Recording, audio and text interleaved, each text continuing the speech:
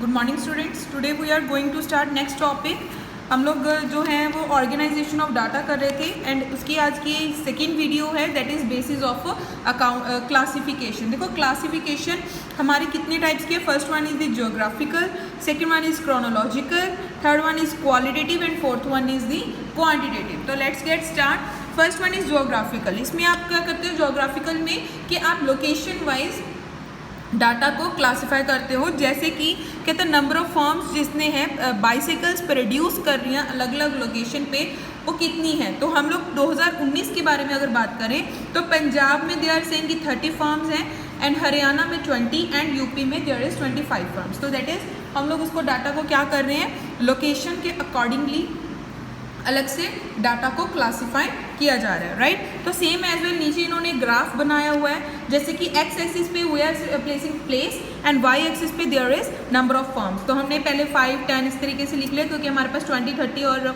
25 का भी डाटा है, ठीक है। अगर सिर्फ 20, 30 होता तो फिर तो 0, 10, 20, 30, 40 यही बना लेते, लेकिन 25 का भी है तो हम लोग को 5 के डिफरेंस से वाई एक्सिस पे डाटा लिखना पड़ेगा 0, 5, 10, 15, 20, 25, 30 एंड 35, ठीक है। और हमने एक्स एक्सिस पे क्या लिखा that is place Punjab, Haryana and UP. तो पंजाब में कितने 30 तो तब 30 पे जाके इसको टिक करोगे, ठीक है। हरियाणा में कितने थे दैट इज 25 तो 20 पे जाके इसको उसके 20 के सामने इसको क्लिक करोगे एंड देन यूपी में 25 है तो उसको 25 के सामने आप इस तरीके से बनाओ। तो ये आपका ग्राफ बन जाता है। ग्राफिकली अगर आप देखो तो आपको चीज़ें समझने में और बहुत ईजी होता है, ठीक है। तो ये डाटा जो होता है इसकी प्रेजेंटेशन अच्छी हो जाती है, ठीक है, समझने में इजी हो जाता है। बट वापिस आते हैं जियोग्राफिकल पे।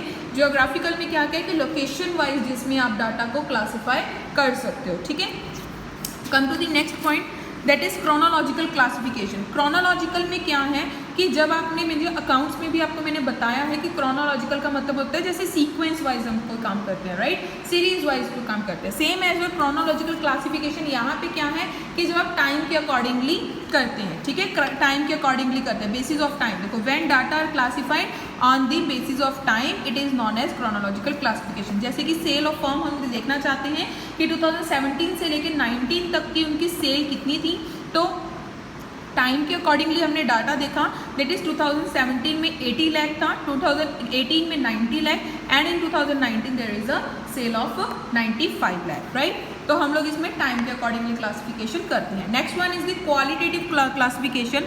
क्वालिटेटिव मैंने आपको पहले बताया था there are two things. First one is the qualitative and second one is the quantitative. Quantitative में सारा न्यूमेरिकली फॉर्म होता है और क्वालिटेटिव में किसी की क्वालिटी के रिलेटेड हम लोग बात करते हैं जैसे कि हेल्थ के बारे में, हेल्दी अनहेल्दी हो गए, ठीक है, मेल फीमेल हो गए, एजुकेटेड अनएजुकेटेड हो गए। तो दीज थिंग्स आर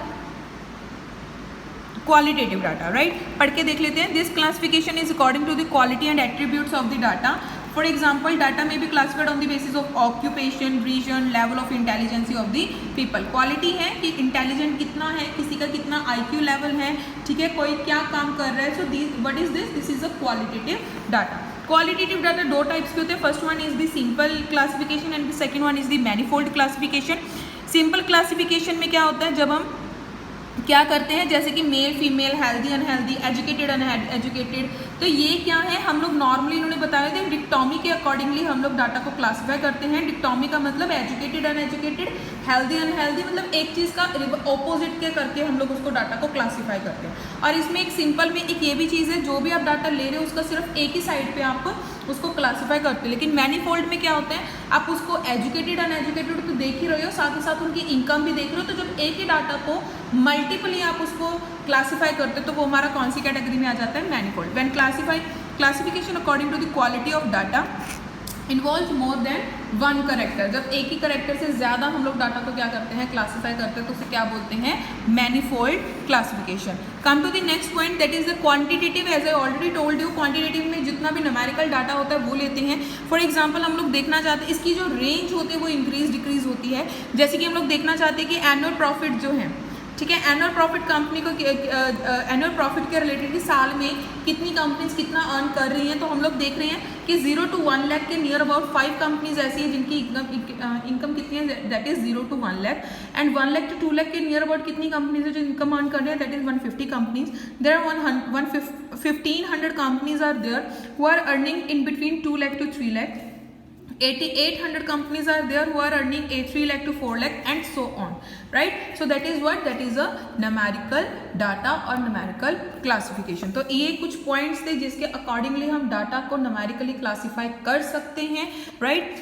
So आज के लिए इतना ही. कल जो हम करेंगे that is concept of variables, and if anyone have any doubt then they can ask me through comment box. आप comment box में बताओ और उसके थ्रू आपको मैं जो डाउट्स है वो भी क्लियर हो जाएंगे. ठीक है. So thank you so much.